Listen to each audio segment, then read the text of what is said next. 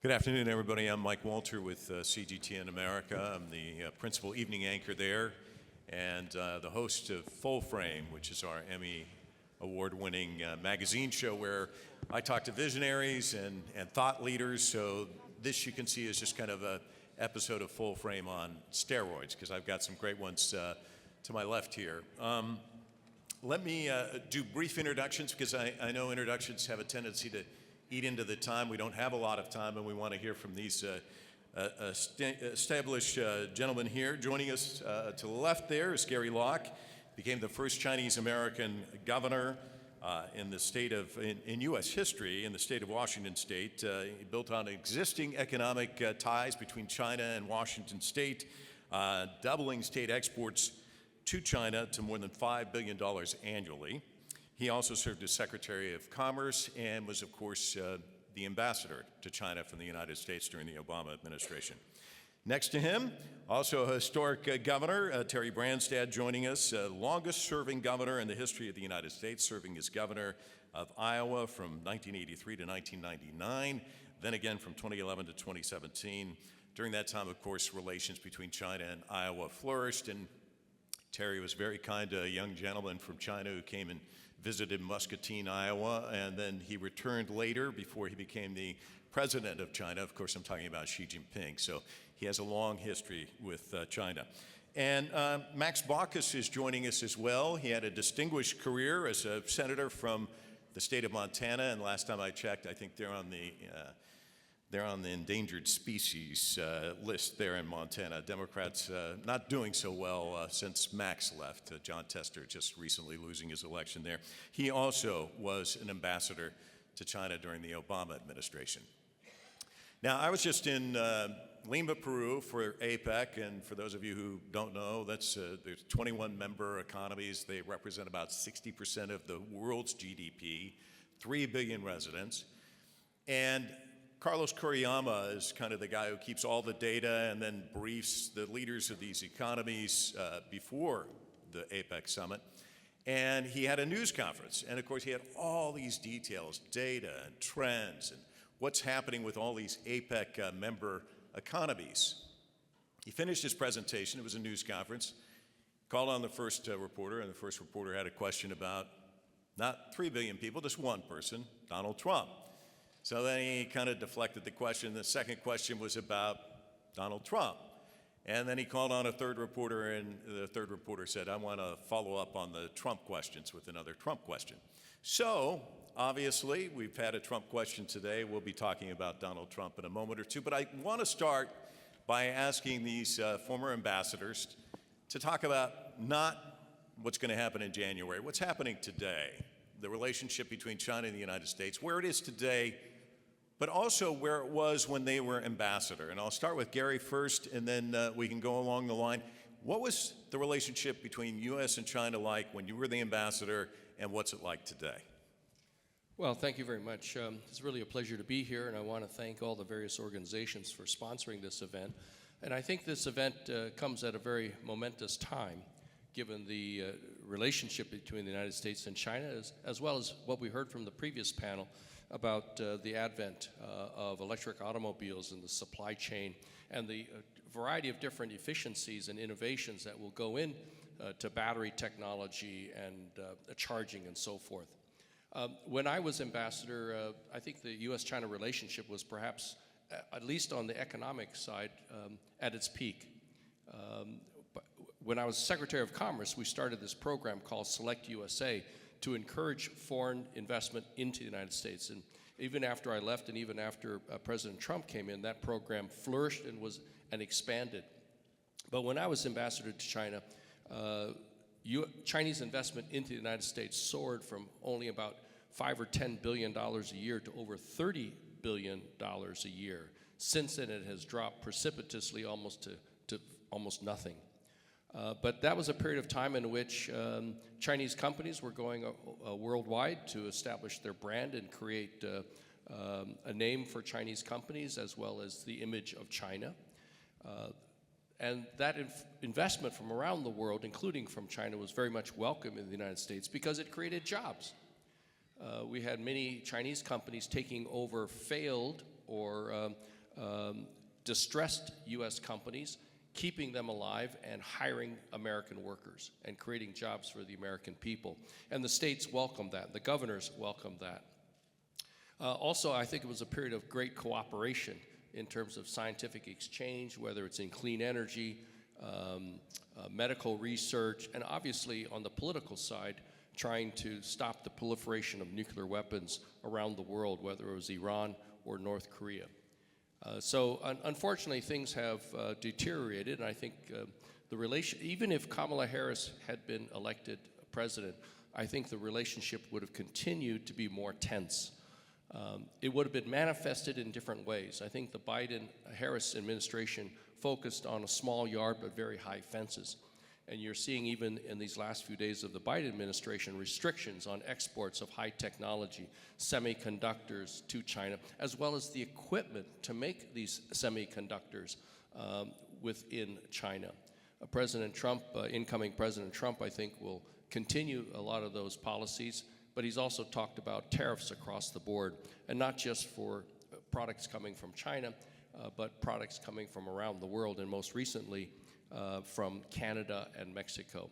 So I think we'll have more to talk about that, but I think the relationship between the United States and China is at a more tense situation now than it has ever been before, and I actually think it will become even more tense in the years ahead before it will improve. Max, why don't we go to you next? Because Terry, I want to get your thoughts third, if you don't mind. Me? Yeah. Oh, okay, sorry. When I arrived in Beijing, things were okay. But over time, I could feel a steady deterioration. More NGOs were shut down, more dissidents rounded up, more U.S. companies having a little bit difficult time with their JVs, partners in China. Press freedom's a little restricted, a little bit. You can just feel it, ever so slowly. And I think in part, it's because of Made in China 2025, which really began much back a while ago. I served 2014 to 17, and there's some talk that China is doubling down on technologies because of Trump, the tariffs, the 301 tariffs, et cetera. But really, if you look at the facts, China was starting to double down earlier. China plays the long game. China's a very proud country. They think civilization maybe began there, thousands of years of history. We're just a punk kid in terms of time compared with China. Very proud country. Been through a lot. The Great Leap Forward, where tens of millions died of starvation. Cultural Revolution, which caused huge upheaval in China. Then along came Deng Xiaoping, and things started to roll along economically in China. And okay, this is where we're heading. We're going to build our economy up very significantly, and clearly they have. But in addition to what I just mentioned, and also 2025 starting earlier than most people realize, there's a fellow named Eric Snowden that came on the scene. All countries spy on each other. China knew the U.S. spied on China, just as China spies on the U.S., but Eric Snowden made it public. And I could feel very directly the Chinese government starting to tighten up, to change, to pass a lot of national security laws appropriately to protect their national security. But those laws also were designed to protect local commercial interests. It's indigenous innovation.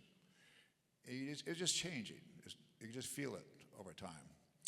And I think the real driver here is the old, it's trite, it's been said many times, but it's somewhat true, the Thucydides trap, rising power and established power.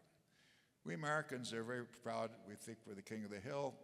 Post-World War II, all these international organizations designed by us, we're number one. And then slowly things are starting to change a little bit. The main change is China's rise. That China has grown so much, so quickly. It's stunning. I remember talking to Yang Jiechi, who explained to me once that we Chinese, he said, we're superior to you Americans. I said, why? He said, well, it's very simple.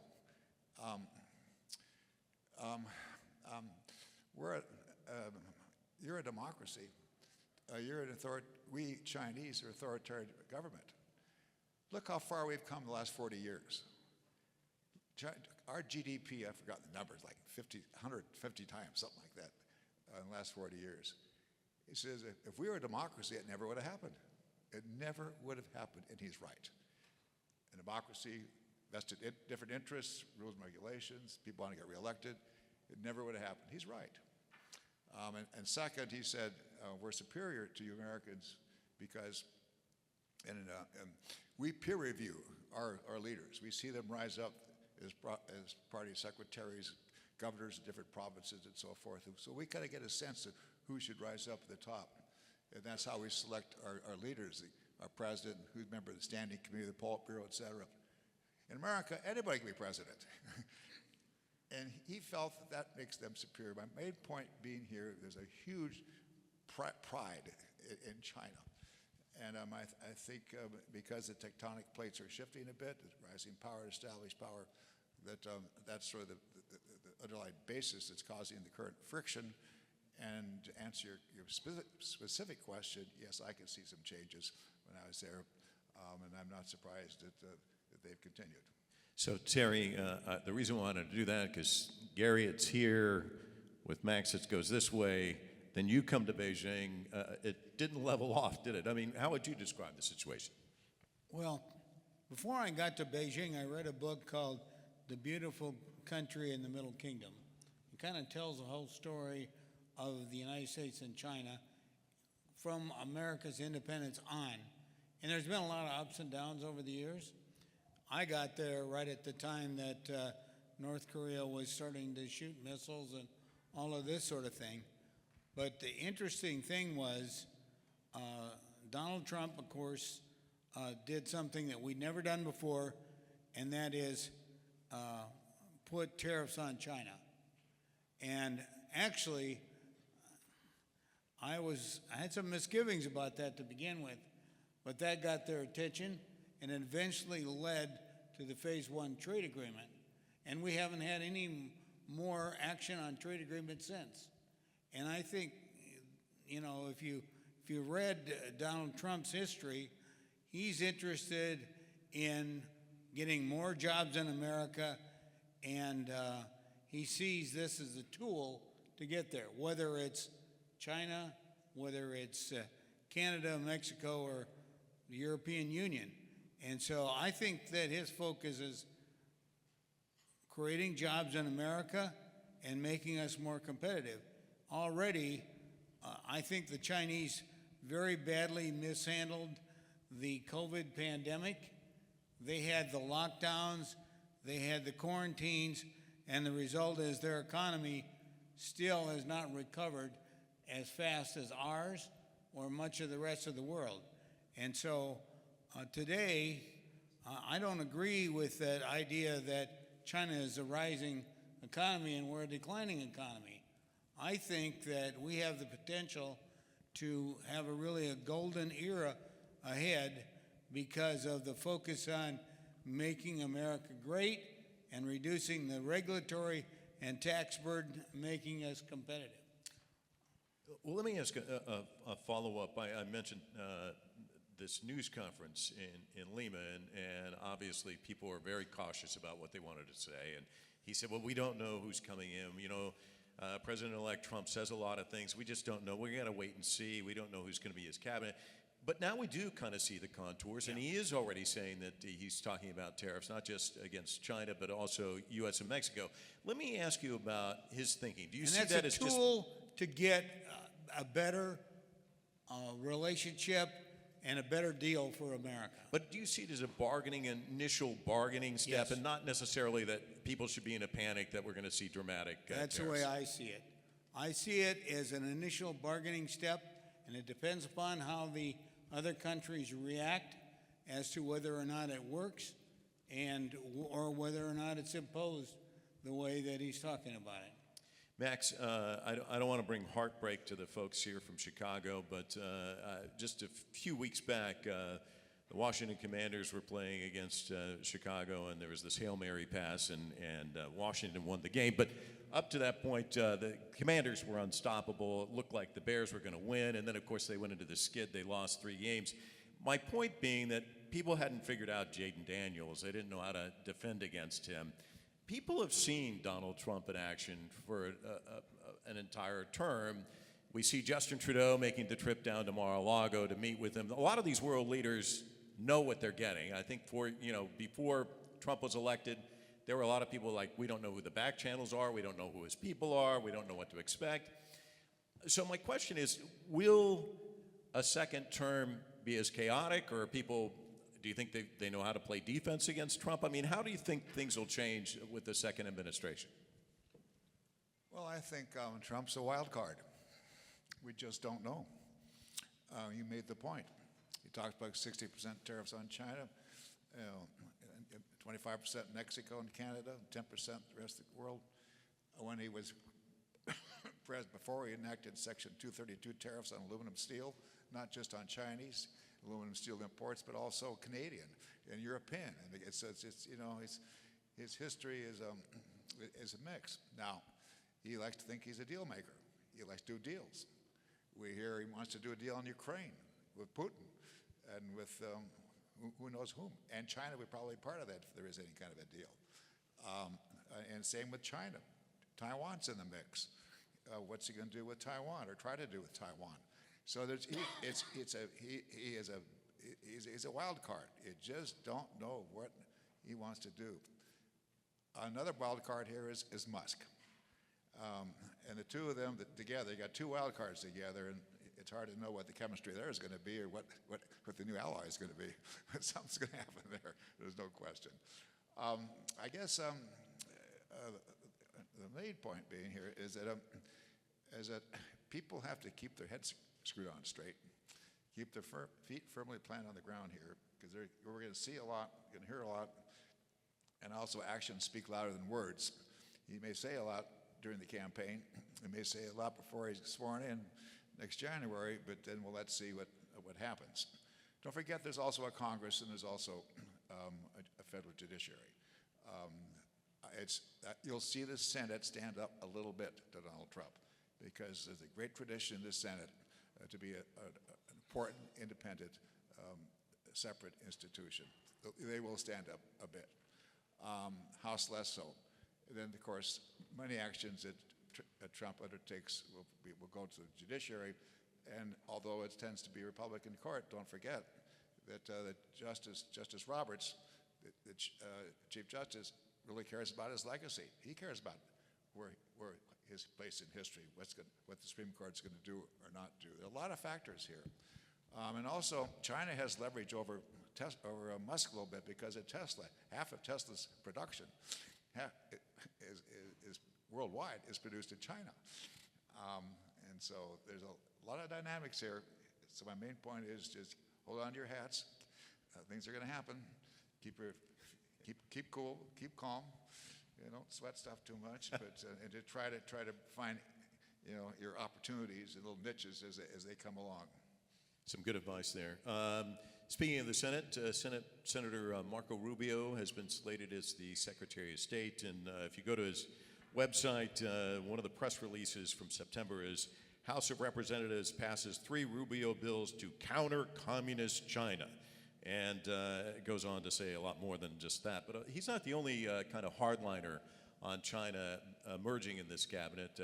The UN representative will be Elise Stefanik, and Congressman Mike Walz will head up the NSA. All 3 are seen as hawks on China. The Washington Post article last month said, in a sweeping shift towards a hardline approach, the new Trump administration is tipped to put some of Washington's most ardent China critics in key foreign policy positions. So, Gary, what does this mean for the road ahead between China and the United States? Well, I would echo what Ambassador Baucus and Ambassador Branstad have also said. We just don't really know. we know that obviously many of the members of President-elect Trump's cabinet are very pro-tariff. Pro-tariff individuals, not even in the economic sector, but very much pro-tariff. We also know that many of his administration appointees are also anti-China or have a very anti-China position. But don't overlook the Congress as well, because over the last few months, the Congress has passed a lot of legislation that they've initiated that are very tough on China, dealing with national security, bringing back the China Initiative, restricting investment, and so forth. So I think the road ahead will be very, very fraught. But as many of the speakers have already said, President-elect Trump is a deal maker. He loves the deal. And maybe, some people say I was at a conference sponsored by the Committee of 100, which is an organization of prominent Chinese Americans with a dual mission of promoting constructive dialogue between the governments of China and the United States, but also promoting the interests of Chinese Americans here in the USA. And one of the panel speakers is a close advisor to President-elect Trump, and he says that President Trump will escalate to de-escalate. He'll come out strong and hope that's a bargaining position to perhaps make the other side very nervous, and then you come back to a compromise that the other side will feel, wow, that's a great victory, but maybe that was President-elect Trump's objective all along. Come out with a really outlandish proposal and settle for something much less. So I really think that this tariff thing is something that we need to watch very carefully. Remember, President-elect Trump wanted 10 to 20% tariffs on everything coming from around the world and up to 60% tariffs on things coming from China. He's now proposed only a 10% tariff on things coming from China, but a 25%, not 10 to 20% from around the world, but 25% now from items from Canada and Mexico, upsetting the trade agreement that he himself helped negotiate and put through just a few years ago in his administration. I'm sure that there'll be some negotiation, but will those two countries also retaliate in some way? And what will China do in terms of retaliation? China just announced, I think, within the last day that they're going to ban the export of some of these essential minerals and essential elements to the United States on the grounds of national security. If America can say that we cannot sell advanced semiconductors to China because it might be used for the military, China can also say we're not going to sell to America some of these rare earths and special minerals because they'll be used in semiconductors that will go into military jets. That could also be used against China. So both sides can play this national security card themselves. And will we get into a trade war? We don't have to have tariffs. We can have restrictions on trade, which will end up hurting American consumers as well. I want to point out that American companies and American policymakers have long had concerns about China's trade practices, violation of commitments to the WTO, intellectual property issues, and Ambassador Branstad was correct in saying that it wasn't until President Trump came in that actually large tariffs were imposed on Chinese items. And it got the attention of the Chinese government, of course, and they entered into an agreement, what they call the Phase 1 agreement. But what's interesting to note is that nothing has really happened with the Phase 1 agreement. The promises of buying more American agriculture did not come true. And in fact, conservative organizations from the New York Fed, Wall Street Journal, the Peterson Institute have said that the tariffs on Chinese goods have cost the average American family anywhere from $500 to $800 more per year. And then, of course, the Trump administration, the Congress, had to provide huge subsidies to the American farmers who were hurt by Chinese retaliation against American goods. And so, the American taxpayer has footed the bill for those increased subsidies to preserve our farming agricultural industry. Ambassador Branstad, just to kind of piggyback off what he just described and what we've seen this week, the U.S. takes an action, China counters, the minerals not being sent to the U.S. Both are needed on both sides. This downward spiral, what are the dangers there? And a follow-up to what you said earlier, you said you had misgivings about the tariffs.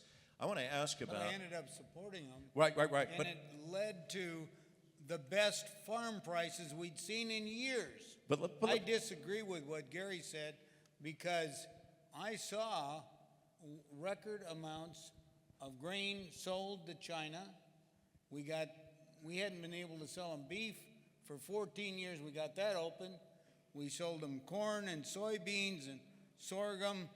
And now part of the problem has been they have subsidized the infrastructure in Brazil and South America, and that's a competitor of ours. So we've got to deal with that.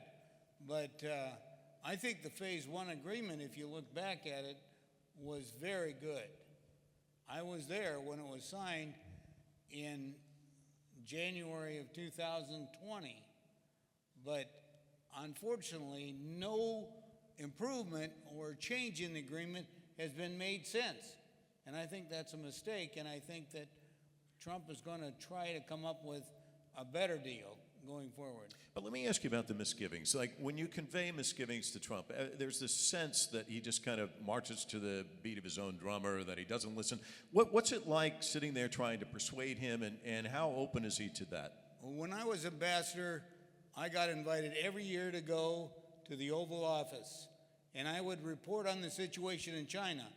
But then when the EPA gave the refiners a special break, I brought that to his attention. He wasn't aware of it. He was livid. He called the secretary who was up in Alaska giving a speech and said in no uncertain terms, I want this thing addressed and corrected. And if you look at it, and if you analyze the election results, in rural America, Donald Trump won big. He also has converted the Republican Party from being the party of wealth and privilege to being the party of the working people in my state now, which used to be more Democrat than Republican. We now have every member of the congressional delegation is Republican, and we have 2/3 majorities in both houses. And in those blue-collar areas along the Mississippi River, Trump is winning big in places like Dubuque that never used to. Well, I think Reagan's term was the last time a Republican had won there. So he has changed the makeup of the Republican Party. And the never-Trumpers are gone, and there's a whole flux of new people that have come in that are very much working people. Now, in my state, I don't know if that's true in other states, it's meant a difference down the ballot for the Congress and for the legislature. Ambassador Baucus, the man who served as chief of staff to Robert Lighthizer in the first Trump administration, when they imposed some $370 billion worth of tariffs on Chinese imports, will be taking over as the trade representative.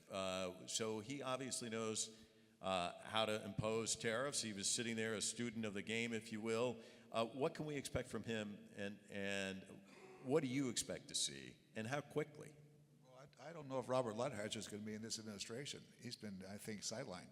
No, Jameson No, Greer, this is his chief of top staff. lieutenant, is The going chief of staff is the new. That's right. So what's your question?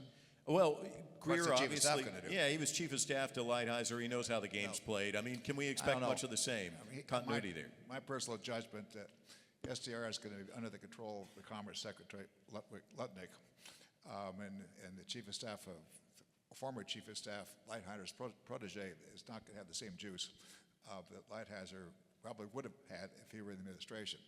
But the main point I want to make here is, sure, we imposed those Section 301 tariffs.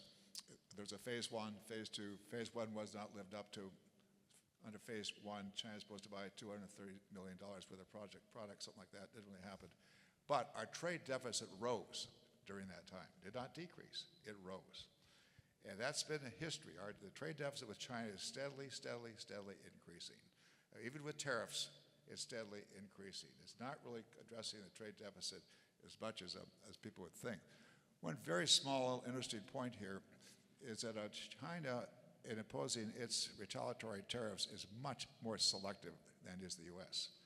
And is selective in finding products that will hurt Americans, whereas the tariffs that we oppose against China are tariffs that raise prices in the United States because consumers cannot find an alternative avenue to buy that same product. China understands that, and so they impose tariffs, which makes it difficult for Americans to find an alternative product. That causes inflation in the U.S., whereas the other way around, there's less inflation in China. The real question here is, what do we do about all this? You know, the situation is not good. So what do we do? What's the solution here? We all talk about the problems till the cows come home. So what do we do? One interesting thought I think we should keep in the back of our mind is there's huge consumer household potential in China. Since COVID, 2020, household savings in China have risen dramatically. Today, total household savings in China are about $24.6 trillion. That is greater than China's GDP. Just think of all the household savings that consumers in China have put under the mattress, they put in banks, they're timid, have not been spending as much as they ordinarily would. And a lot of that, of course, is COVID. Add to that the banks. The Chinese banks are required to transfer at least 6% of their assets over to the central bank of China. 6%. In the U.S., it's about 1%. So there's a lot of pent-up savings in China that could be realized. Add to that, the real interest rate in China is higher than it is in the United States. The real, if you add the nominal plus inflation, it's higher in China than it is in the United States. My point is that there's a lot of potential demand in China if the Chinese government could figure out a way to help make that work. So second, I believe that this is very trite, but you know, ignorance does breed fear. If you don't know so much about something, you get fearful about it. Ignorance breeds fear. Well, we Americans are very ignorant about China. Very ignorant about China. Bob Lighthizer called me up once and said, "Max, I'm going to China. What can you tell me? I'm going to negotiate." He's never been to China before. And same thing with the head of the select committee, Gallagher, Mike Gallagher. He'd never been to China, hadn't set foot in China. We Americans just don't travel to China enough to understand China, taste it, feel it, smell it, see what it's all about, get all around the country, you know, go eat stinky tofu, just be part of, understand China. You know, Americans don't do that. Chinese come over here. When I was ambassador, same with Gary and Terry, we issued 300,000 Chinese student visas to come to the United States. 300,000. Guess how many American students go to China now? About 500 or 600. It's just nuts. The one Codell that really worked, congressional delegation with Chuck Schumer, brought over Republicans and Democrats a couple of years ago, about a year or two ago. It was really helpful. I talked to several members after they came back to the United States. They said, "Oh boy, I learned a lot." They spent an hour and 40 minutes with President Xi Jinping, and they were able to see whoever they wanted to talk to. Now, of course, that's not going to solve everything, but the more their congressional delegations go into China and getting around China, the more it's going to help. They start talking to each other. When I was serving, my fantasized if I could get a stretch 747 and load it up with all members of Congress, fly them all around China, see what's going on, and it'd make a big difference. President Xi Jinping announced at APEC in San Francisco a year or two ago about 50,000 American students coming to China. That's good. All I'm saying is, whatever companies you belong to, and Pinni has done a terrific job with CGCC over in China, we got to do millions of those. And I'm telling you, as much as I'm sitting here, I know this. The more Americans were to go to China, see China, then they start to understand that Chinese are just like us. Chinese people have the same hopes, desires, fears as everybody in America does. What are they? Food at the table, decent income, take care of their kids, decent education for the kids, air, water pollution addressed, decent health care, be left alone a little bit, pursue your dream. It's the same. And the more and more Americans will go over to China, get around, understand that, go back and talk to members of Congress, talk to their companies they belong to, things are going to start to get a little bit better. Ambassador Locke, you wanted to say something? Well, we've talked a lot about tariffs and what President-elect Trump might do.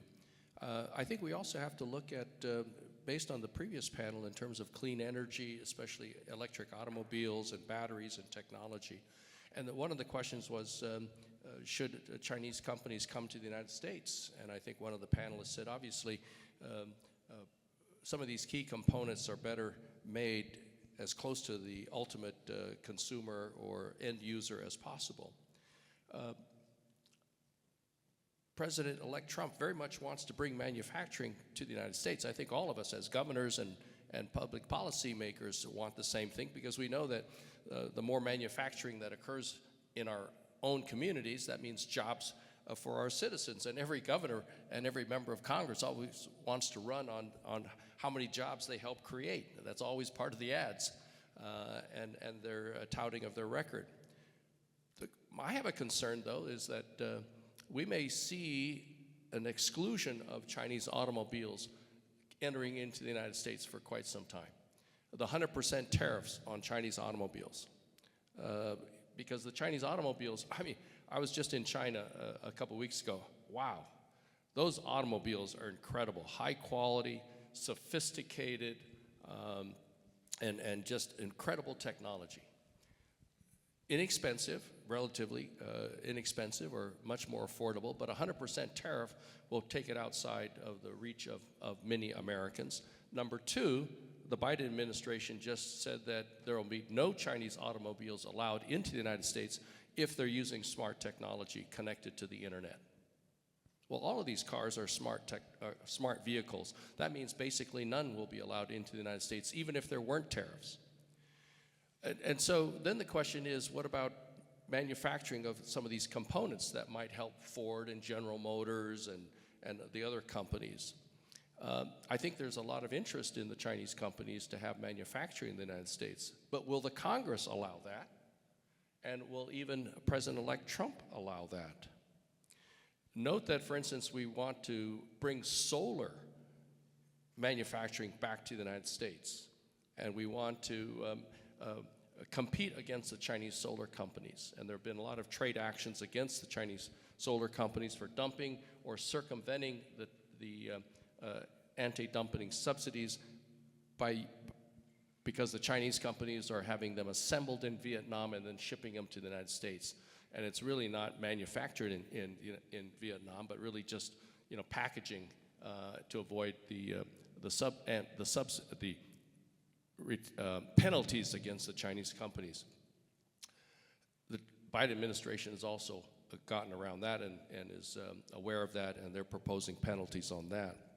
But what's interesting is that when the Chinese companies want to then do manufacturing in the United States, creating tens and tens of thousands of jobs for American workers, the Congress has passed a law that says that those Chinese solar companies cannot take advantage of the tax breaks that other companies would be given. So what's the message to the solar companies? Well, we don't want you manufacturing in the United States, even though we want manufacturing in the United States, and even though that manufacturing would produce thousands of jobs for the American people. So I'm worried about what will happen if Chinese companies propose to bring some of that supply chain on electric vehicles and batteries and so forth to America. Ambassador Moranstad, just to kind of piggyback off of your colleagues' comments about relations and going to China and visiting China, I mentioned early on that this provincial leader came in the 1980s to Muscatine. Xi Jinping was not a known commodity at the time. Came back later, right before he ascended to become president. You've spent time with him. That was back in kind of this great kind of golden age between China and the United States. How do we get back to that, do you think? Well, my first year as governor, 1983, I signed a sister state with Hebei province of China. Governor Zhang Zhuang from Hebei came to Iowa, invited me to bring a delegation there. We went there. This is the 35th anniversary of the founding of the People's Republic, October 1 of 1984. And the next year, and we were treated very well. First of all, there were no tall buildings in China. It was a very dirty place. We rode a coal-fired steam locomotive from Beijing to Zhejiang, but they met us at the train depot with a band, presented my wife with a big bouquet of flowers, and we were treated very well. And so in the next spring, when Xi Jinping brought a delegation of 5 young men, an ag delegation, to Iowa, we went all out to make him feel really welcome. And as a result, he still calls us old friends. Not just me, but all the Iowans he met. And so I served 16 years as governor, had a 12-year sabbatical, came back, beat an incumbent, and came back into the governorship, and I wanted to go to China again. And first of all, I had to get the legislature's budget straightened out, so I sent Kim Reynolds, my lieutenant governor there in June. She made a great impression, and of course, she's now the governor, and I like to say she's improved on everything I taught her. But in the meantime, I went there in September. I would normally get to meet with the governor of Hebei or the party secretary from Hebei province. I get to meet with Xi Jinping, who has gone from being a county-level party secretary in Hebei to being the vice president of all of China and rumored to be the next leader. And so, Madam Li Xiaolin served as our interpreter, and she was involved with the Chinese Association for Friendship with Foreign People. And so we had lunch with her after the meeting, and she said, this is very genuine how he feels about Iowa. And so I wrote him a thank you letter and said, next time you come to America, I'd like to put together an old friends reunion of the Iowans you met in '85. And so that happened. So I get a call from the Chinese Consul General from here in Chicago, said, I'm in my car on the way to Des Moines. Vice President Xi wants to come to Iowa, and I want you to work with me to set up the arrangement. I said, sure, we'll do that. I called my friend Sarah Landy from Muscatine and said, you organize the first trip. We want you and your husband, Roger, to host the reunion. We did that. We had a big state dinner in Des Moines. He visited the Kimberly Farm, and we now have a Kimberly Friendship Farm there. So I guess the bottom line on all of this is building relationships, especially through like sister states, sister cities, and you get to know the Chinese people, and they're wonderful people. They have a great work ethic, very committed to education. They're very committed to their family. And so we've had this long-standing relationship, and that's how Donald Trump chose me to be the ambassador in the first place, because he knew that I was considered to be an old friend of China. Now, I don't always agree with everything that Xi Jinping does or everything that Donald Trump does, but I think we need to look at opportunities. And I gotta say that when Xi Jinping was in San Francisco a year ago last fall, the two groups he mentioned was the old friends from Iowa and the Flying Tigers, who were the American pilots that helped defend China when they were under attack from the Japanese during World War II. My boss, Junction, is out there. We were in San Francisco last year, and there was a party hosted for the old friends Yes. there. And I actually spoke to some of the folks from Iowa. They had Xi Jinping actually sat on their couch. The couch is old now. The wife wanted to get rid of the couch. The husband said, there's no way we can get rid of the couch because Chinese people want to come and sit on this couch. So they compromised. They moved it to the basement, I believe. They finally got a new couch. But that just shows you this relationship. That's Rick Kimberly, by the way. Yes, it is. But getting back to the original question, and Ambassador Baucus, we'll start with you and then kind of move down the line. It just seems like back during the Cold War, you had those who were for détente, and then you had the hardliners. If you go to Washington right now, I would say you don't find many in one column. They all seem to be very anti-China. And as you mentioned, many of them have never been to China. How do we kind of change that mindset? Because you've got a lot of people who are doing business who in this audience here, who have great relationships going east to west. They've got bridges going east to west. And they look at the situation in Washington and they're not happy. How do we change that kind of dynamic, or can we? Well, we have to try. It's the whole thing in life. I've got two choices: either try or do nothing, and of course you try. I was in China not long ago, about a month ago, met with very senior officials, and I can tell you, I was very impressed. They're very clear-eyed, very sober about the relationship, were not histrionic, not threatening, did not read from their talkers, very smart, had it together. In very direct conversation, each of us candid toward each other, with each other. The impression I get is China wants to work with the United States. There's no question about that. That's China's default, work with the United States. But if they find that too difficult, if Trump imposed these tariffs he's talking about, if Trump and/or the Congress passed more export controls, Biden just did recently, a couple of days ago, on chips. If China feels that, well, we just can't deal with, as we like to with the United States, China's just going to go its own direction. And what will that be? That'll be some selective tariffs on products that come into China, but it'll not be as massive as maybe the 60%. Second, China's going to double down even more, developing critical technologies. I'm kind of surprised nobody's mentioned AI, either the prior platform or this one. But AI is the big enchilada. We all know trillions of dollars have been invested in AI all over the world. The big AI countries are China, the United States, not so much Europe, nowhere else really. And AI is going to be a very, if not controlling, it's a very significant technology going forward. And China's going to double down not only AI, but all the other critical technologies that help make China more self-sufficient, not have to deal with as much with the United States because they can't. The United States doesn't seem to want to deal with China. And third, China's going to even more than have in the past develop work in other markets, other companies, other countries, Vietnam, Southeast Asia, Global South, BRI, South America, you name it. And they are already with a vengeance.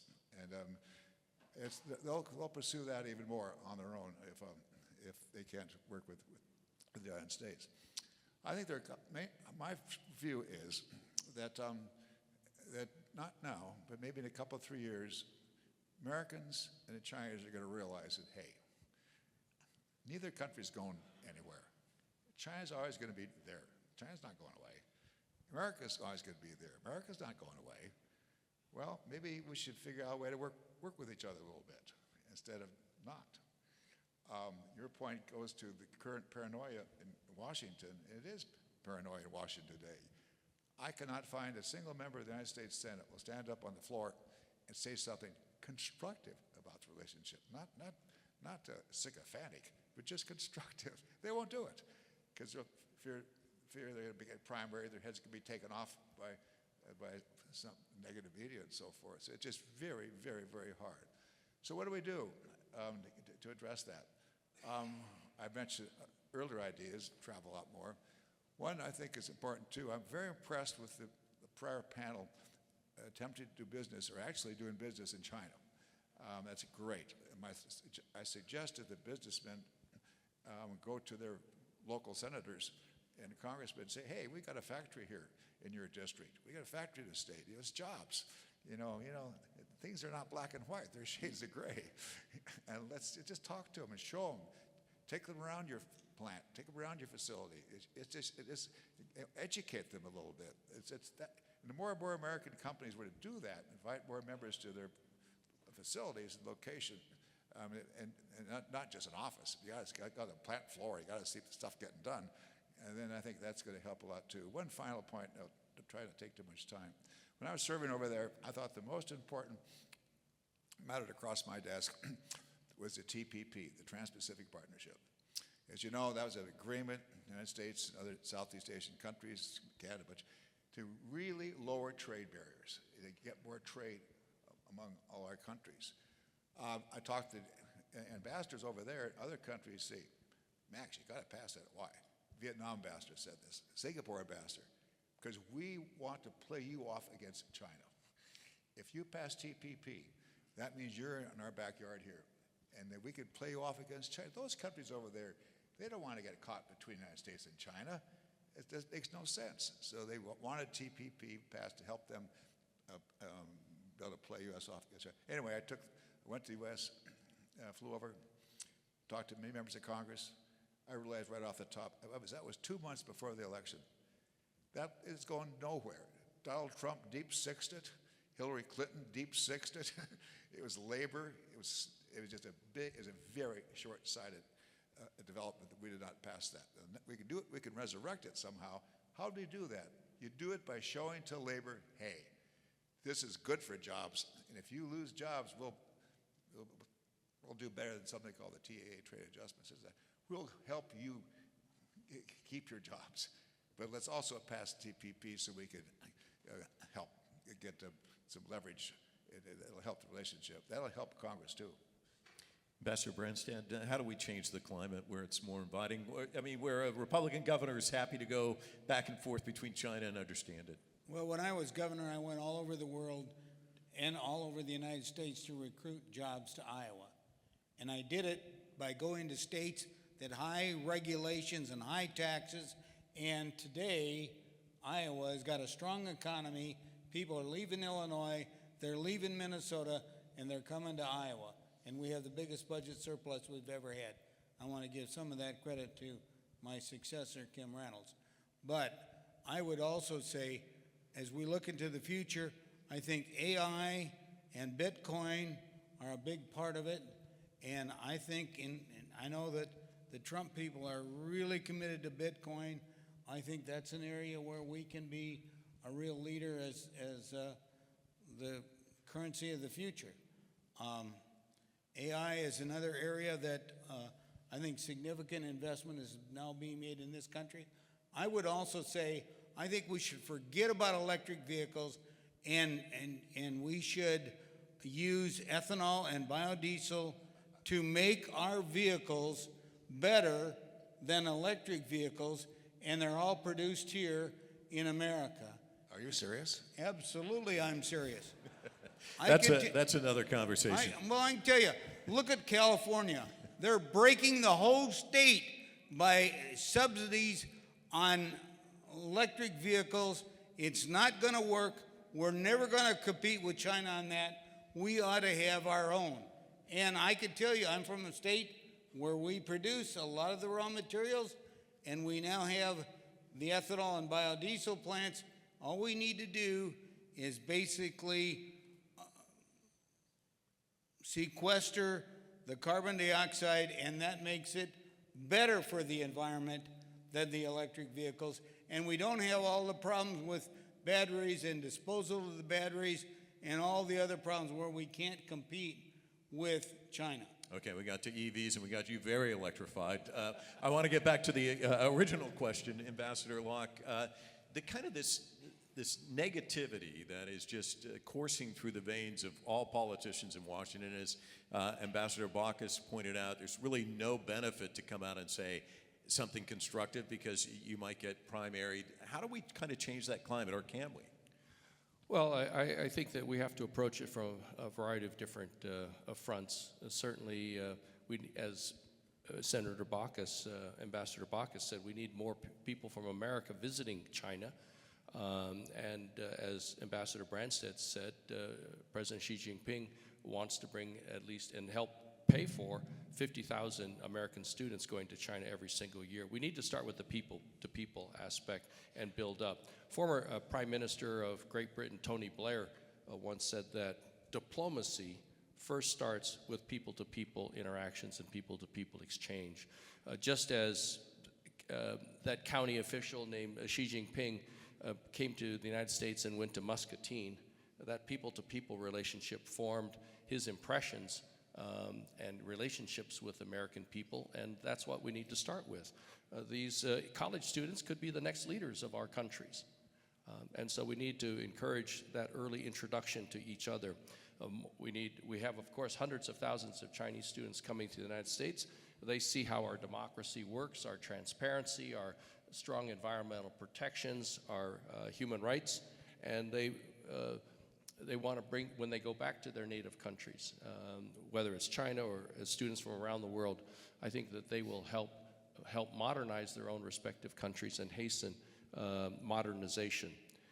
But I think that also the governors need to get more involved, because governors are trying to bring jobs to their communities and trade missions to encourage both exports of their home products to China, as well as bringing Chinese companies to their home states creates jobs. We in the Commerce Department had a motto: the more American companies export, the more they produce. The more they produce, the more workers they need, and that means jobs for the American people. And that also holds true for Chinese exports to the United States. I also want to compliment World Business China for what you're doing, because Illinois is a very open state, a very diverse state, and you appreciate foreign entities headquartering here, setting up operations here, as well as U.S. companies setting up their corporate headquarters there. And I think Chicago had this incredible record of more students in Chicago learning Chinese than any other language. So that's a head start. But take advantage of your hospitality and receptivity to foreign companies and Chinese companies coming here, because in many states, they're passing laws that forbid people of Chinese ancestry, unless they're a U.S. citizen, from owning residential or commercial property. A lot of states are not welcoming people of Chinese ancestry unless they are a U.S. citizen. So you here in the Chicago area and other states that understand the significance and the benefits of foreign direct investment into the United States, and especially Chinese investment into the United States, need to capitalize on that and promote yourselves. The second thing I would want to mention is that we need to figure out a way, we have to cooperate. So many of the problems facing the entire world cannot be solved by the United States alone or by China alone. Whether it's climate change, I mean, China produces more greenhouse gases per country than any other country in the world. Americans produce more greenhouse gases per capita than any other country in the world. And climate change cannot be solved unless the United States and China work together and address it, because if China were to make substantial reductions in greenhouse gases and America does not, China's sacrifices and efforts will be for naught. If Americans make substantial reductions in greenhouse gases and China does not, then all of our modifications and sacrifices will be for naught. So the world is looking and expecting partnership from both the United States, and not just on climate change, but on stopping the proliferation of nuclear weapons, whether it's North Korea or Iran and other places. China and the United States are key to that resolution, especially with respect to North Korea. And of course, curing some of the most dreaded diseases in the world. Cooperation in terms of clinical trials. With a huge population and data within China, that can accelerate the development of cures for some of these most dreaded diseases. And the list goes on and on. So I think we've got to find a way to cooperate, and we start small because of this tough political climate. And we start with people-to-people exchange, we start with governors, and we also focus on the states and localities that are receptive to Chinese Americans and Chinese investment into their communities. You mentioned people-to-people exchanges. You also mentioned the word welcoming. I interviewed Jimmy Carter, the former president, many years ago, and he talked about that phone call he got late at night from Deng Xiaoping saying, I want to send all these Chinese students to the United States. And all Carter could think was like, you're calling it like 2 in the morning? And he was, but of course, we know what happened. All those students came, and we've had these people-to-people exchanges over the years. I remember a Chinese diplomat saying to me one time that he could see in the future a time where a student could be at Stanford or Harvard sitting next to another student, and one day that student becomes president of the United States, the other becomes the president of China because of these exchanges we've talked about. But now, you mentioned Tony Blair, now I kind of think maybe it's going to be the Prime Minister of England and a student from China, because my daughter teaches at Edinburgh University. Almost all of her students are Chinese. And it seems like now the United States is not as inviting an area to come for if you're Chinese because of all this negativity. Is there a danger that, you know, all of this negative stuff coming out of Washington impacts the people-to-people exchanges going forward? I'll start with you. Yes, it does. There's no question about it. When I was serving, boy, Chinese students really looked up to America. That's the shining, you know, beacon on the hill. Sorry. Yeah, you're 1, 2, 3. I'm sorry, I got the. When I was serving, Chinese students really looked up to America. That's the shining beacon on the hill. You just felt it as palpable. But things have changed a little bit. Back in that era, a lot of Chinese businessmen, students came to America to learn. They learned American values, loved America, and so forth. Now, those students are not coming here as often. They're going to Edinburgh. They're going to other countries. Why? Because, you know, it's just, the United States doesn't quite have the bright beacon on the hill anymore. It's just not quite there. They don't like all this negative stuff that they see. And then to be truthful, some of the propaganda in China is also not helpful. So along the short is no question about it. All these things add up. They all add up. It's just no question. You asked earlier how to deal with the bipartisanship, with the toxic political atmosphere in Washington. That's a tough one. First of all, quality does count. You elect officials of high quality, not narrow, but who are broad-minded, who like to get stuff done. So when all these elections that come along here, make sure you get the right people. Second, you're in charge. We're a democracy. You know, you might not believe it, but if you and your company were to get involved in some issue in Washington, and you're specific about it, and you called your senator, you called your congressman, and say, hey, we would like you to vote for X. It's got to be precise. It's got to be bipartisan. It's got to be something that makes sense. I guarantee you, if you and your people were to call every Tuesday that senator, that House member, you may not get through the first 3 weeks, but after a while, oh my God, they're still calling. I better take these telephone calls. I better find out what's going on and follow up. People are in charge. Don't forget, every member of Congress and the Senate wants to get reelected. How do they get reelected? They do what the people back home want. So you got to, as people back home, tell them what you want, and that's going to help. Now, is that a cure-all? No, but it's something. We got to try everything that we can at our fingertips here, and that will help a little bit. Problem here in politics today is money. There was a recent Senate race in my state of Montana. Guess how much was spent all in, both sides, both candidates. Campaign contributions, you know, PAC money, dark money, purple money, green money, you name it. Guess how much was all spent in the state of Montana in a Senate race? $350 million for one Senate race in the state of Montana. In Ohio, it was about $500 million. It's nuts. Now we can't do much about that because the Supreme Court's ruled that that money is free speech. So we can't do anything about that. But we can, irrespective of all the money being spent, you have a direct effect on your congressman or your senator if you take the time and the effort. Most people don't do it because they think it doesn't matter. It does matter. We only have about a minute left, so I know this is tough, 20 seconds apiece, but any advice to the people here in the audience about, I think Ambassador Baucus said, hold on to your hat or hold on to your seat. I guess that's good advice, but any suggestions as January approaches, Ambassador Branstad, about the upcoming 4 years? Well, first of all, money isn't everything. And in Iowa, we Republicans get heavily outspent, and we're winning more and more, mainly because we're listening to the people and representing them. And I think what's happened in this country, at least in my state, is working people feel they're being looked down at, and they only care about the wealthy, the elites, and those of us in the middle of this country don't count for anything. And as a result, those people are saying, we want to change, and I think that's what elected Donald Trump, and that's what also gave him the majorities that he's got. Ambassador Locke, any advice for our audience? Well, Ambassador Baucus and I did have a little side conversation about the problems of the Democratic Party and their poor messaging during the campaign.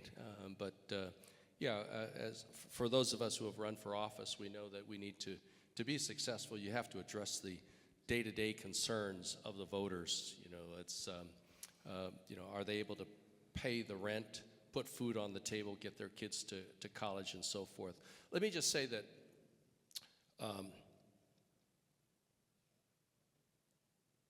I think all of us in this room have an opportunity to improve relations with China. It's not just to the policymakers in Washington, D.C., or the governors or the mayors. Ambassador Baucus talked about the TPP, which was a trade proposal involving many of the southeastern countries, Mexico, Canada, and the United States. The United States rejected it. All the other countries signed on. And I found that really fascinating because the TPP was addressing all the concerns that labor and environmental groups and others had about the unfair trade practices of other countries and how America was put at a disadvantage. And the TPP was a trade agreement that would have brought the standards up, forcing the other countries to come close to American standards so that American companies were not at a competitive disadvantage. We, for instance, in the state of Washington are proud of our Washington State apples. And we export them all around the world. But when other countries can produce apples without having to pay attention to the same environmental standards or worker safety standards and so forth, it makes their product cheaper compared to the Washington State apple and puts Washington State and American companies at a competitive disadvantage. If we have to follow all these health and safety regulations, environmental regulations, labor regulations, and so forth.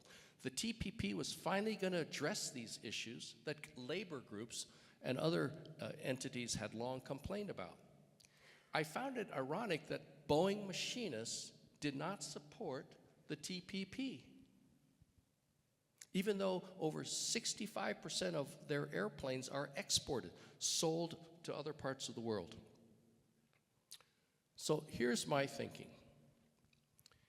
More companies, large and small, need to let their own employees know how that company benefits from trade with China, exports to China.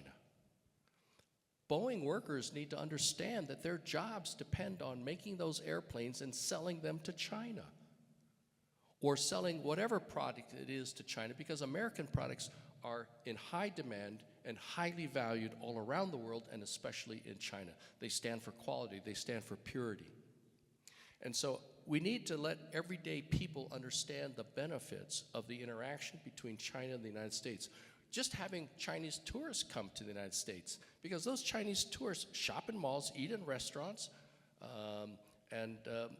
pay hotels, or go to hotels, and that creates jobs for the American people.